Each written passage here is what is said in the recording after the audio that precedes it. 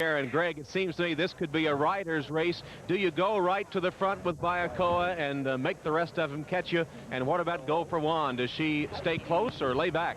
Tom, I think Lafitte will go to the front, and Randy Romero on Go for One. Can't let her get too far away. Lafitte gets so much run out of his filly that I think it's going to be very difficult for Go for One to run it down. All right, this could be for Horse of the Year. Tom Durkin with the call of the Breeders' Cup Distaff at 1 1/8 miles. What great performances this race has produced in 6 years. Princess Rooney, Lady Secret, Personal Ensign, and Bayakoa, the 6-year-old Argentine mare, won it last year. She's in again this year. And she faces a stout challenge from Go for Juan, the sensational 3-year-old filly, whose odds read now 3 to 5. It's no good. I don't like the way she's... One more in behind the gate. Nestorian moves into line. We're ready for a start of the 7th Breeders' Cup Distaff, and they're off. And it's a perfect start with Ballet Maid going for the lead. Nestorian is there. Colonial Waters, Bayakoa away in good order, and Go for Juan just to her inside. They begin their long run down the Belmont backstretch, and Bayakoa is eager for the lead. The beat Pinkai trying to throttle her speed, and Go for Juan is going to run with her, so the battle is joined early. Nestorian just off them. Then the long striding Colonial Waters is settled nicely in behind the pacemakers in 4th. Ballet Maid is 5th by 4. Then flags waving, and the bright brown Luthier's launch down the backstretch, and Go for Juan now has taken the lead. Bayakoa right there just off her flank, and those two now lead the way as they move toward the half-mile pole, with Colonial Waters trying to stay with them in 3rd.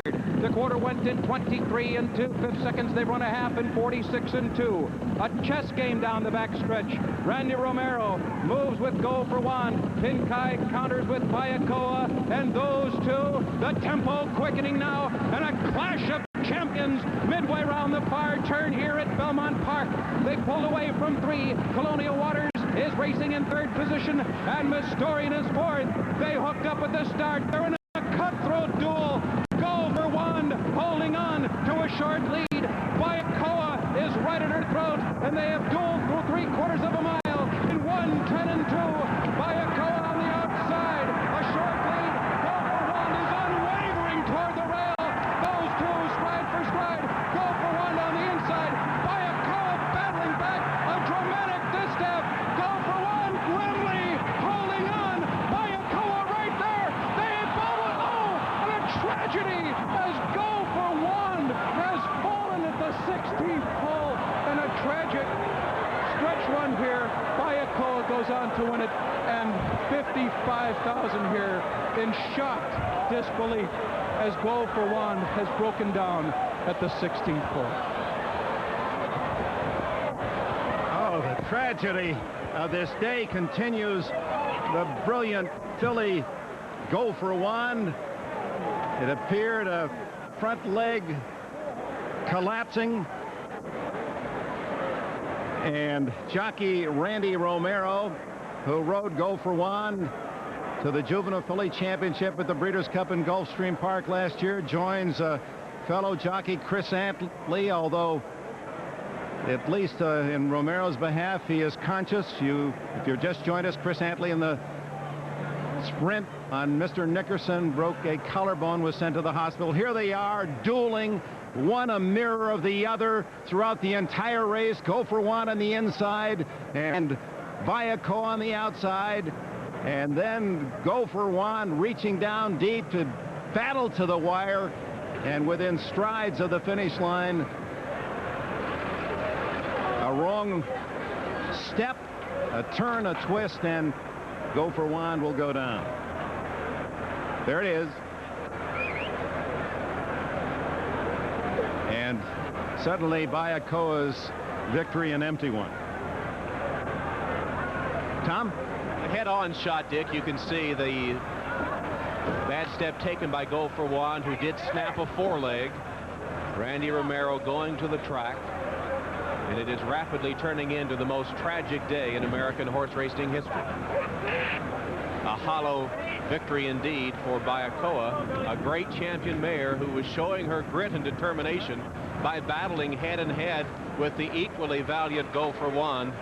until the tragic broken front leg by Go for One. Randy Romero on the backboard being lifted onto the stretcher. The second seriously injured rider of the day. Chris Antley taken away by ambulance after a spill in the first race. Excuse me.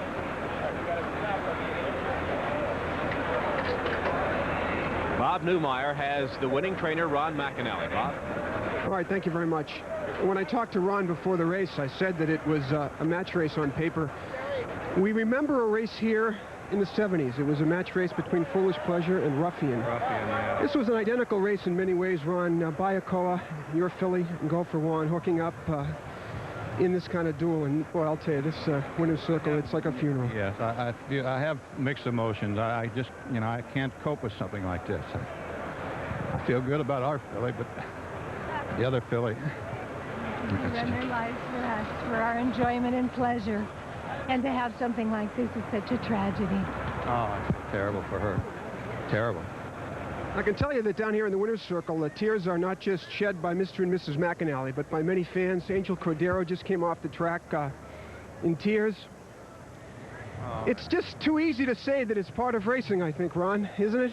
It is part of racing, but to have a great filly like this on a day like today, it's sad. It really is a sad situation. They, as my wife said, they give their lives for our enjoyment. We'll try to get a word with the Go for One connections when we come back. Well, the question has to be asked now, and when we return, we'll ask John Veach. That's 4 in 2 days. 2 went down yesterday, and 2 premier runners again today. Why at Belmont Park? The rest of the sad story in a moment. Bloopers happen in basketball, and they can happen to your hair when using a woman's hairspray. Consort is made especially for men.